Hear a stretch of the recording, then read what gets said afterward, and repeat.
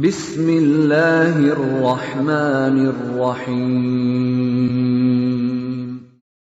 وَلْتَكُنْ مِنْكُمْ أُمَّةٌ يَدْعُونَ إِلَى الْخَيْرِ وَيَأْمُرُونَ بِالْمَعْرُوفِ وَيَنْهَوْنَ عَنِ الْمُنْكَرِ.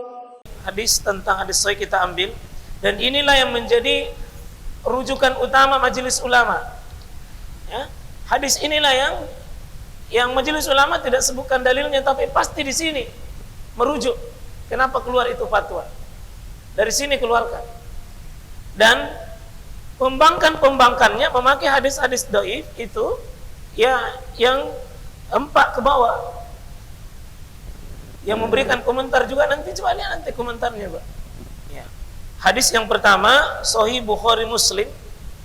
Ya, Usama bin Zaid. Qala Rasulullah SAW, Nabi SAW bersabda,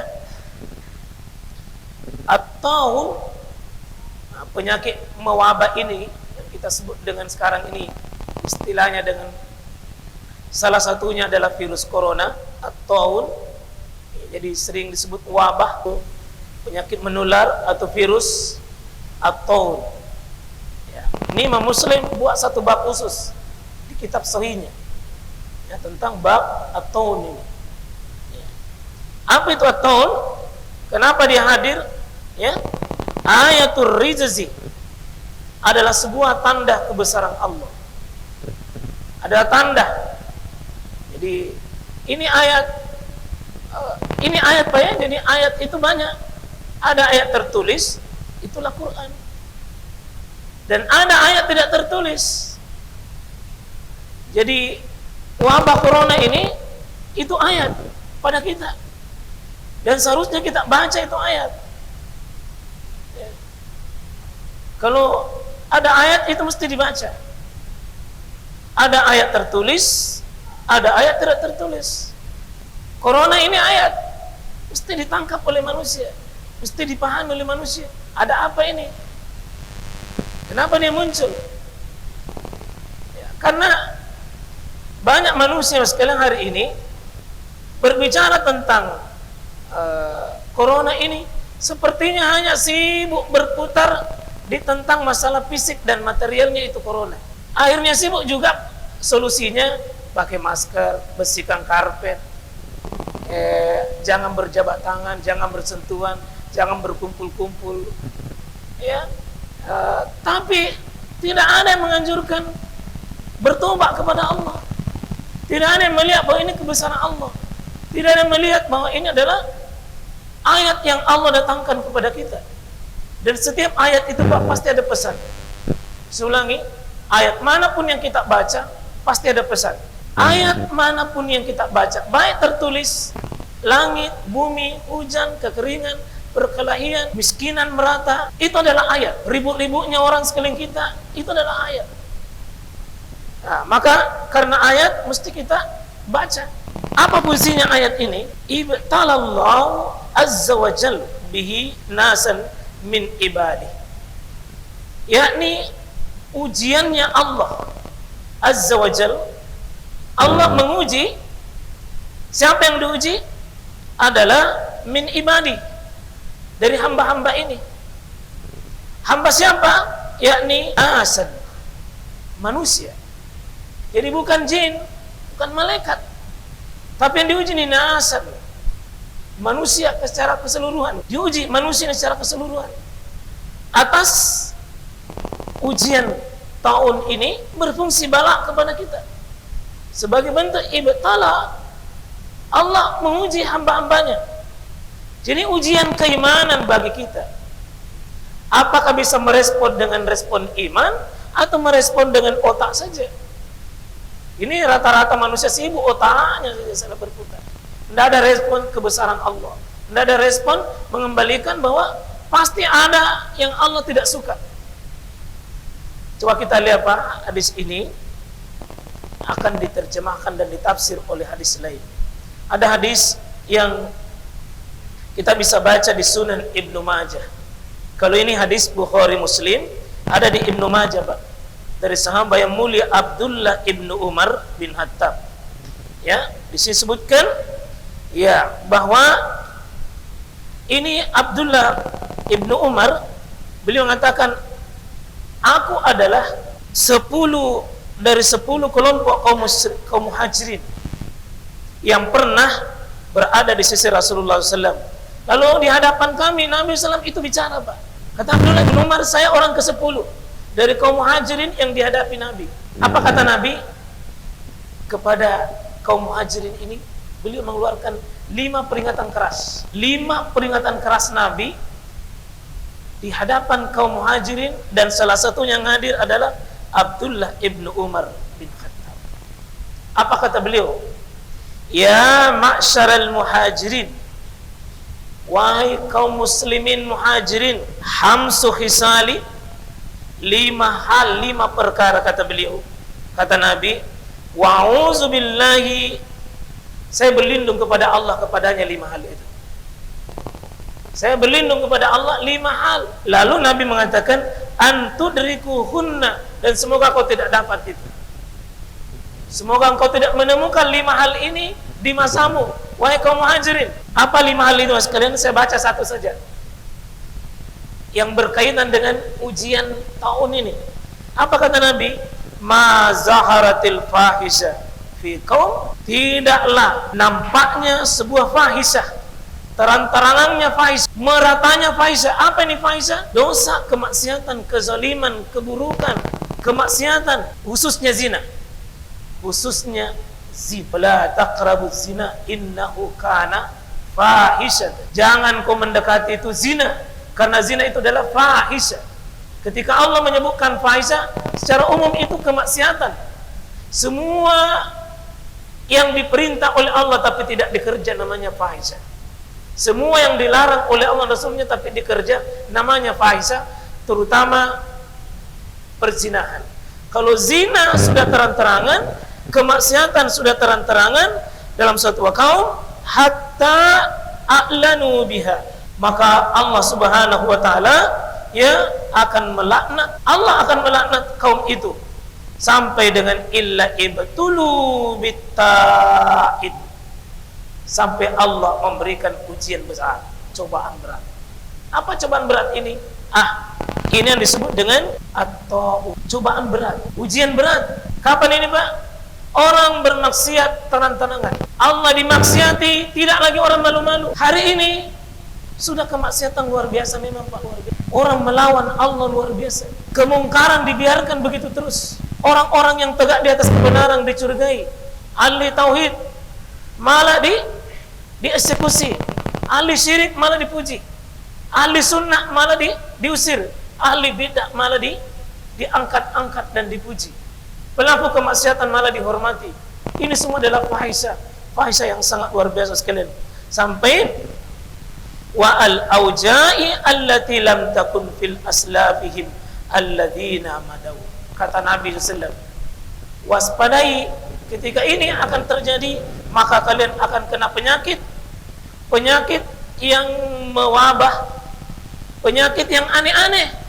Ma lam takun fil aslafihim alladzina madaw, dan belum pernah penyakit ini didapatkan kaum-kaum sebelum kalian. Sebenarnya ketika ini sudah terjadi sekalian, seharusnya manusia pada umumnya, sebagaimana Umar bin Khattab ketika di masa beliau sebagai khalifah, ada tahun Pak yang terjadi namanya tahun Amwas.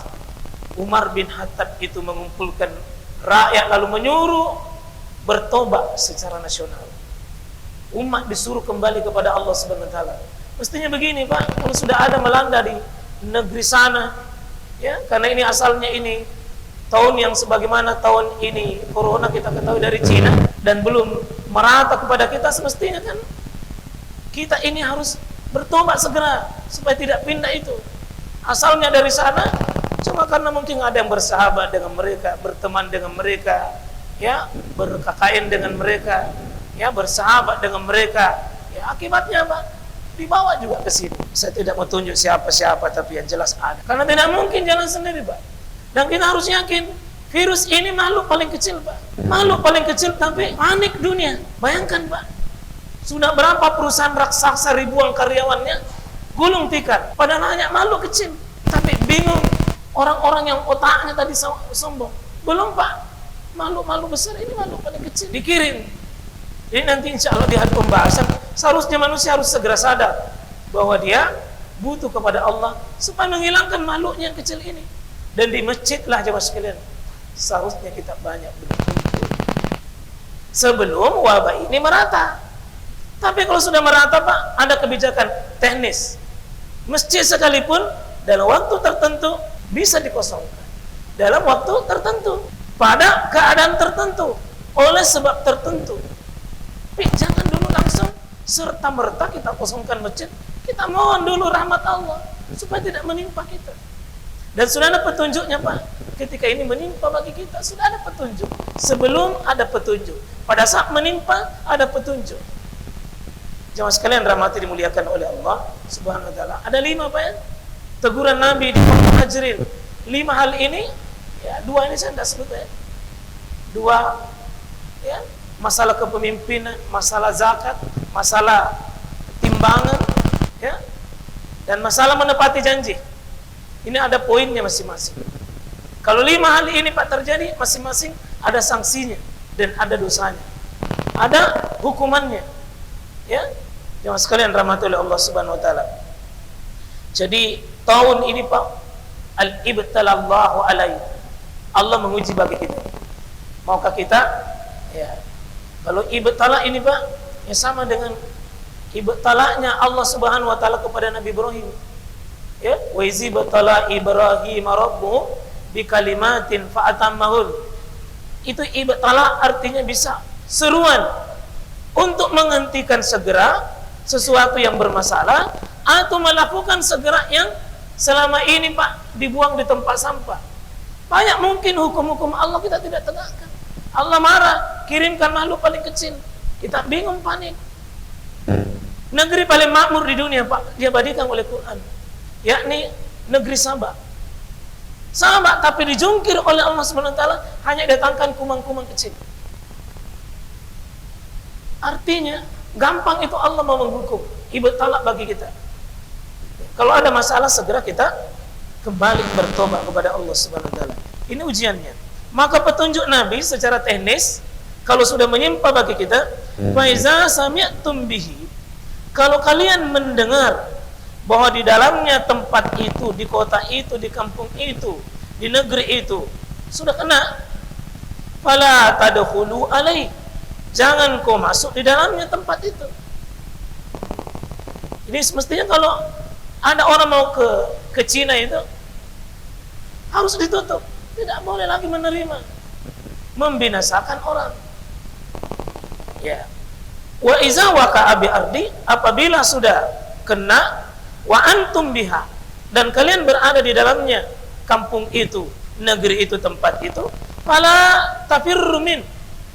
Jangan kamu lari untuk menghindari wabah itu, karena akan membawa keluar.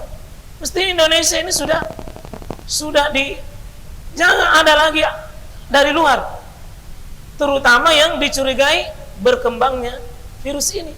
Dan jauh sebelum orang mengenal virus Pak, Nabi sudah beri petunjuk. Ya, mestinya Indonesia ini sudah tutup. Tata apa ini kita aneh-aneh. Ibaratnya orang tua sudah terkapar nih anaknya ini. Bapaknya masih tenang-tenang. Ya, bayangkan Pak. Kalau bapak punya bapak begitu, bapak durhaka itu. Nah, lihat nih anaknya terkapar baru tidak goyang-goyang. Itu yang pikir gimana bisa merokok. Ya, karena kalau diputus nanti tidak ada nafkah. Nanti ada masalah, nanti masalah. Mati nih anaknya satu persatu. Tidak ada kata kunci. Tidak boleh lagi masuk, tidak boleh keluar. Tutup dulu. Lihat jantangnya itu Arab Saudi Pak. Jantang menurut saya itu. Begitu tahu, dan ini dari berbagai negara yang dicurigai potensi untuk menyebarkan virus ini. Penghasilan utamanya adalah orang masuk melalui umroh, tapi ditutup. Bersihkan. Ini jantan menurut saya, Pak. Itu kebijakan sangat luar biasa. Tidak perlu lagi bicara uang kalau begini, nak. Sudah waktunya. Karena jelas meyakinkan kapan masuk berpotensi menyebarkan. Tapi ya itu harus sekalian kedepankan, harus memandang bahwa nyawa itu penting. Nyawa itu penting. Kalau belum, Pak, bukan tutup, bukan tutup, bukan melarang, tapi lakukan taubat, lakukan langkah-langkah preventif untuk mencegah itu. Nah, ini hadis yang pertama sekali.